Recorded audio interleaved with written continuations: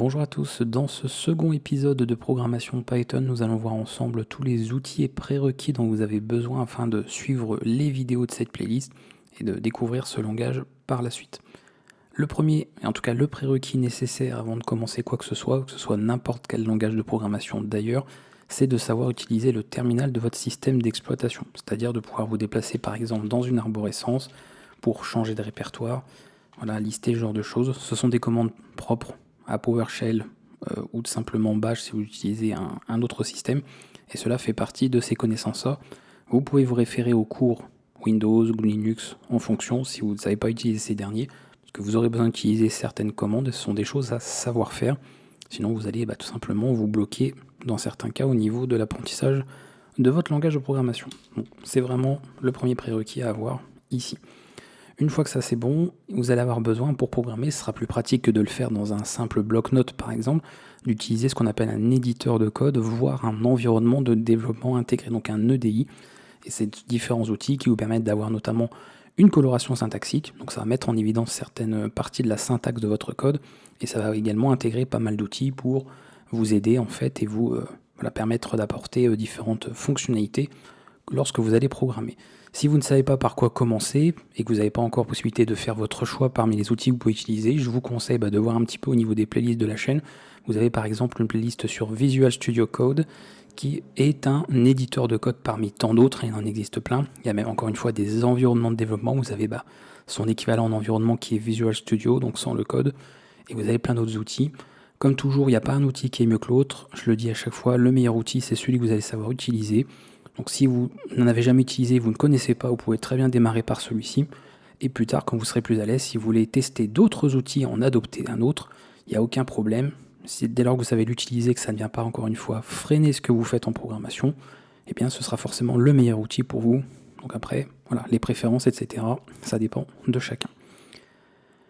Une fois que vous avez ça, donc au niveau des prérequis liés à votre système d'exploitation, savoir comment fonctionne une arborescence, et que vous avez installé votre éditeur de code et que vous avez appris à vous en servir un minimum, puisque je ne vais pas évidemment sur le cours Python vous expliquer le fonctionnement d'un éditeur de code, surtout selon lequel vous utilisez, il y aurait des fonctionnalités différentes. On va avoir besoin de l'interpréteur, puisque Python est un langage interprété, c'est-à-dire que le programme que vous allez écrire sera unique, vous allez écrire à chaque fois le même code, et ensuite il pourra être exécuté quel que soit le système d'exploitation dès lors qu'il possède l'interpréteur Python. Donc même sur mobile, si c'est sur Android ou autre, ou iOS, dès lors qu'on peut installer un interpréteur Python, si possible bien sûr dans une version qui prend en charge les fonctionnalités que vous utilisez, bien sûr, vous pourrez exécuter le programme sans devoir compiler quoi que ce soit, sans devoir repréparer le programme. Il est exécuté, donc l'interpréteur va interpréter le code tout simplement et l'exécuter à la volée. Pour cela, passez directement par le site officiel. Si vous êtes par exemple sur Windows, c'est quelque chose que vous allez pouvoir remarquer. Si vous s'amusiez à taper ce genre de commande, Python, il va avoir tendance à vous renvoyer sur le Microsoft Store.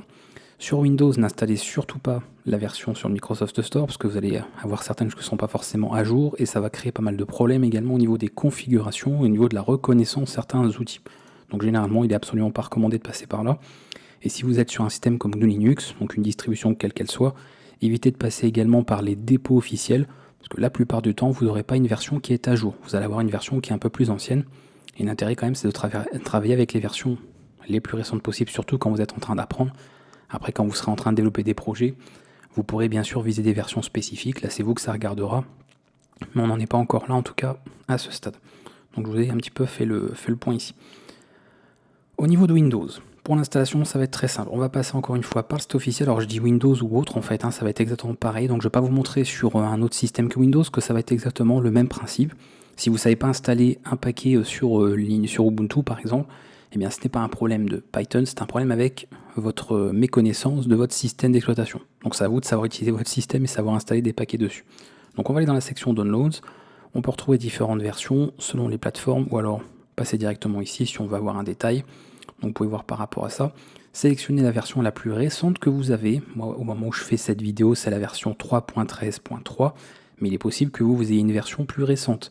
Si vous avez une version plus récente, installez la version plus récente, même si le cours a commencé avec une version plus ancienne. Sachez qu'au niveau des cours, que ce soit celui-ci ou un autre en programmation, je mets à jour moi les outils tout le temps, de manière continuelle au fur et à mesure des vidéos. Donc généralement, la version de l'interpréteur qui sera utilisée à la fin de cette playlist sera une version plus récente que la version qui a été installée au tout début. Et bien sûr, s'il y a des changements liés à des nouvelles fonctionnalités qu'il n'y avait pas dans les anciennes versions, je l'indique toujours sur les vidéos concernées, donc vous inquiétez pas, vous n'allez pas manquer quelque chose. Et au pire, si vous voyez que je vous montre une fonctionnalité en vidéo qui fonctionne de mon côté et qui ne fonctionne pas chez vous, vous pourrez logiquement comprendre que votre version n'est peut-être pas à jour, il faut peut-être la mettre à jour pour que les nouvelles fonctionnalités soient bien sûr disponibles sur votre version à vous. Donc installez toujours la version la plus récente que vous avez de disponible au moment où vous allez faire l'installation, même si ce n'est pas exactement la même que sur la vidéo. On télécharge directement cette partie-là, et je vais vous montrer l'installation sur GNU Linux macOS. Généralement, vous faites l'installation telle qu'elle au niveau du paquet, même certainement via votre terminal, et ça va s'installer sans problème. Sur Windows, on a quelques petites étapes que je dois vous montrer quand même, parce que c'est pas forcément parlant pour tout le monde. Et surtout que j'ai déjà eu l'erreur sur notamment des anciennes versions du cours. Donc je vais préciser pour les gens, pour pas vous tromper à ce niveau-là. Lorsqu'on fait l'installation, on va préférer l'installation customisée pour être sûr d'avoir toutes les mêmes choses. Il faut bien penser effectivement, alors déjà ici, à bien cocher cette case. Le nombre de personnes qui ne l'ont jamais fait, qui ensuite s'étonnaient que ça ne fonctionnait pas, eh bien c'était un oubli de cette case alors que je l'avais montré en vidéo, donc je vais le répéter 3-4 fois.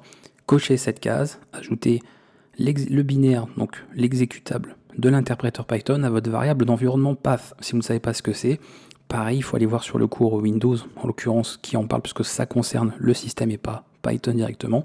C'est ce qui va permettre à la commande Python d'être reconnue dans les terminaux que vous allez utiliser. Sinon, quand vous allez essayer de taper la commande, il va vous renvoyer sur le Microsoft Store parce qu'il ne reconnaîtra pas la commande tout simplement. D'ailleurs, je vais fermer ce terminal puisqu'il faudra, pour que ce soit pris en compte au niveau des changements qu'il va y avoir ici, ouvrir un nouveau terminal. Donc je sélectionne ça, on peut éventuellement ici mettre les privilèges administrateurs si on veut, si vous avez peur par exemple quelque chose soit pas bien installé, vous pouvez toujours la cocher si vous voulez. Moi dans mon cas ça ne devrait pas poser problème.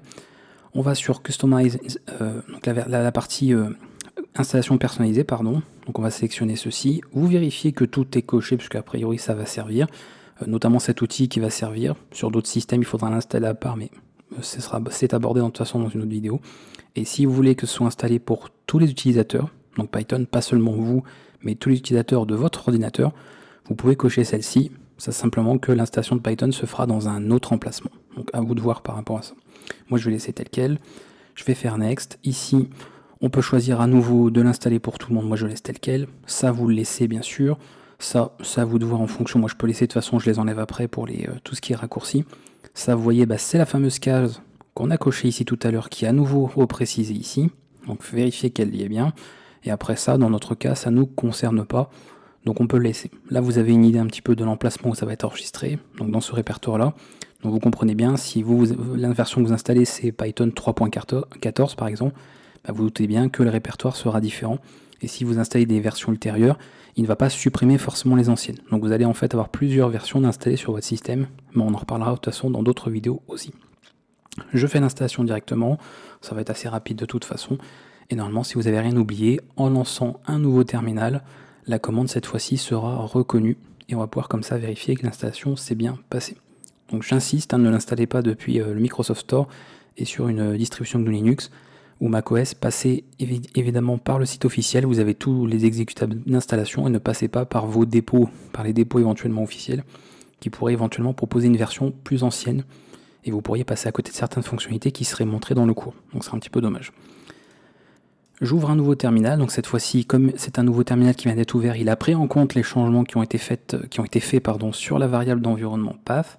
Donc normalement, que vous soyez sur Windows, GNU Linux, macOS, vous n'avez plus qu'à taper alors pour Windows cette commande-ci, Python espace, attention, ce sont 2 tirets, pas un seul, version, et en faisant entrer, il indique bien la version qui est principalement installée.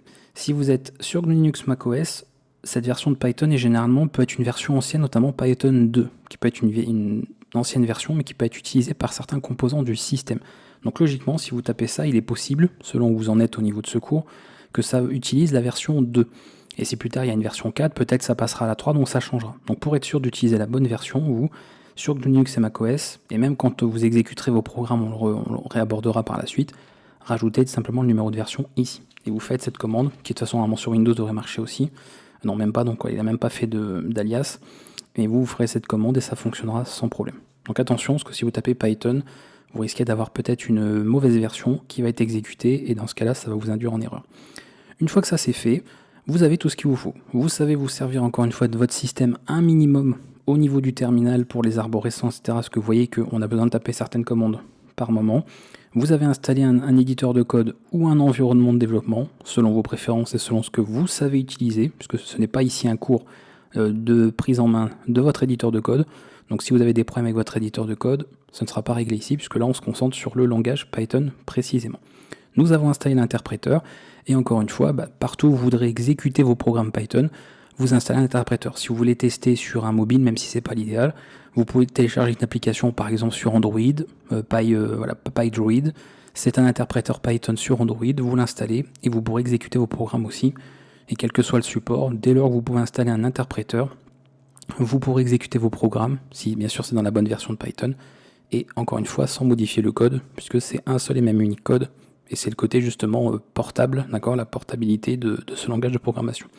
Je vous dis à bientôt pour la suite, on passera par l'installation notamment de tout ce qu'il faut concernant l'environnement de programmation, et après on pourra commencer à découvrir ensemble notre premier programme, écrire notre premier script Python, et voir ensemble un petit peu les premières notions élémentaires en programmation. Si vous avez des questions, c'est dans les commentaires comme d'habitude. N'hésitez pas à mettre un pouce, partager. Voilà, faites passer un petit peu tout ça pour les gens que ça peut intéresser. Et on se retrouve pour le prochain épisode.